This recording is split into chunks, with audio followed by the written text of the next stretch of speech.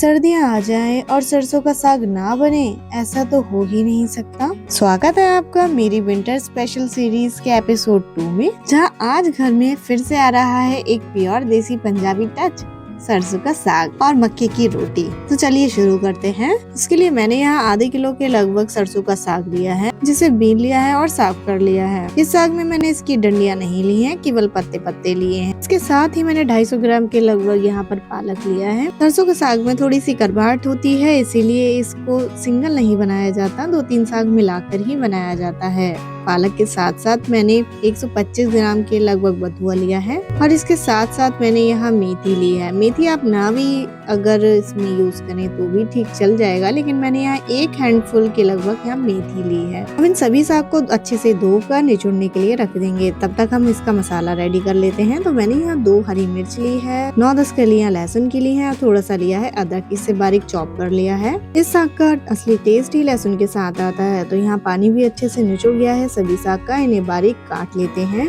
सबसे पहले मैं यहाँ कट कर रही हूँ सरसों। आप चाहें तो इसे हंसी से काट सकते हैं या चॉपर में भी कट कर सकते हैं। ये साग जितना बारीक कटेगा उतना टेस्टी बनेगा। साग को काटते काटते ही इसकी खुशबू पूरी किचन में फैल गई थी और जब ये बना था तो पूरे घर में ही इसकी खुशबू फैल गई थी।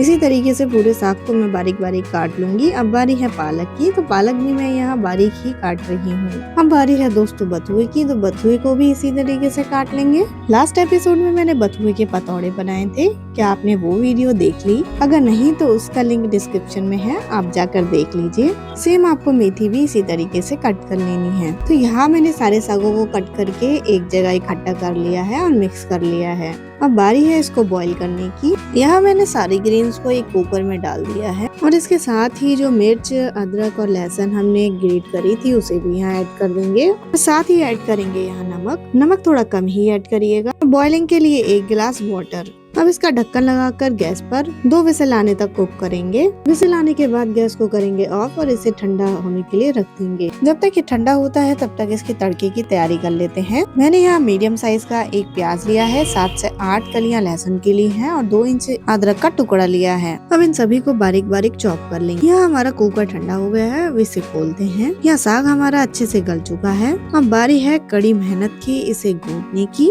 अगर आप इससे बचना चाहते हैं तो आप इसे एक मिक्सर ग्राइंडर में पीस सकते हैं, लेकिन उससे कोई ज्यादा अच्छा टेस्ट नहीं आता और टेक्सचर भी बेकार रहता है। मैंने यहाँ इसे लकड़ी वाली मथनी से घोटा है। आप चाहें तो इसे पोटैटो मैशर से भी अच्छे से घोट सकते हैं। अब इसको घोटना शुरू करते हैं। दोस्तों मेहनत तो बहुत लगती है, लेकिन जो मक्के की रोटी के साथ इसका ऑथेंटिक टेस्ट आता है उसकी तो बात ही अलग है। थोड़ा साग को घोटने के बाद इसमें 2 बड़े चम्मच के लगभग यहाँ मक्के का आटा ऐड करूंगी। पहले 1 चम्मच मैंने डाला है, फिर इसको अच्छे से मिक्स कर लिया है। फिर बाद में हम 1 चम्मच और ऐड करेंगे, इसको भी साग में मिक्स कर लेंगे। आटा मिक्स करने के बाद इसका टेक्सचर पूरी तरीके से बदल जाता है। अब गैस को ऑन करेंगे और इसे पकने के लिए रख देंगे। अगर आपको लग रहा है कि ये साग बारीक नहीं हुआ है तो इसे और घोटेंगे। तो यहाँ आप इसका टेक्सचर देख सकते हैं, बिल्कुल चेंज हो चुका है। अब इसे मीडियम से लो गैस पर पकने देंगे 3 से 4 मिनट के लिए। तो साग हमारे यहाँ पक चुका है। अब तैयार कर लेते हैं इसके तड़के की। तो मैंने एक कढ़ाई में सरसों का तेल लिया है और 2 चम्मच के लगभग देसी घी भी लिया है। तेल को अब गर्म होने देते हैं। तेल के गर्म होने के बाद यहाँ मैंने 2 सूखी लाल मिर्च ऐड करी है। मिर्च भुन जाने के बाद यहाँ मैंने लहसुन और अदरक ऐड किया है, इसे भी अच्छे से फ्राई कर लेंगे। अदरक और लहसुन भुन जाने के बाद यहाँ बारीक कटा प्याज ऐड कर देंगे और प्याज को भी अच्छे से फ्राई कर लेंगे। प्याज भुन जाने के बाद यहाँ 1 छोटा चम्मच कश्मीरी लाल मिर्च ऐड करी है, इसे भी अच्छे से फ्राई कर लेंगे। आप चाहें तो इस स्टेज पर टमाटर प्यूरी भी ऐड कर सकते हैं, लेकिन मैंने यहाँ टमाटर यूज नहीं करा है। अब साग को इसमें ट्रांसफर कर लेंगे। साग को मसाले में अच्छे से मिक्स कर लेंगे। मिक्स करने के बाद इसे 2 से 3 मिनट के लिए कुक होने देंगे। तो साग यहाँ पर हमारा रेडी हो चुका है। अब तैयारी कर लेते हैं मक्के की रोटी की।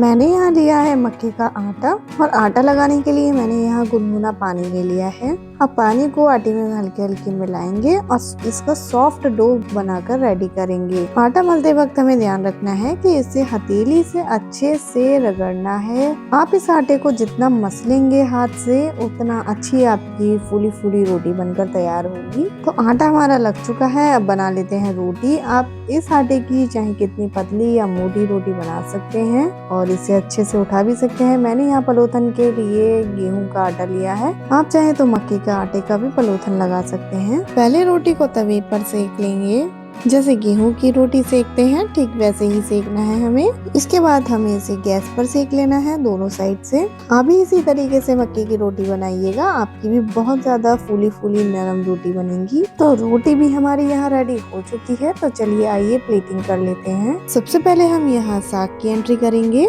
जो एकदम ऑथेंटिक टेस्ट के साथ है। फिर यहाँ आ गई हमारी मक्का की रोटी और इस सब पे घी लगाना तो बनता है, घी के बिना तो ये खाना ही अधूरा है। आप चाहे तो यहाँ सफेद मक्खन भी यूज कर सकते हैं, वो भी इसके साथ बहुत ही ज्यादा ऑथेंटिक टेस्ट देता है। और फाइनल एंट्री होती है यहाँ गुड़ की। तो ये रहा मेरा आज का एपिसोड नंबर 2, सरसों का साग और मक्के की रोटी। तो कैसा लगा आपको ये एपिसोड, मुझे कमेंट करके जरूर बताइएगा। मिलते हैं नेक्स्ट एपिसोड में एक और नई कोजी रेसिपी के साथ। तब तक के लिए कीप शाइनिंग।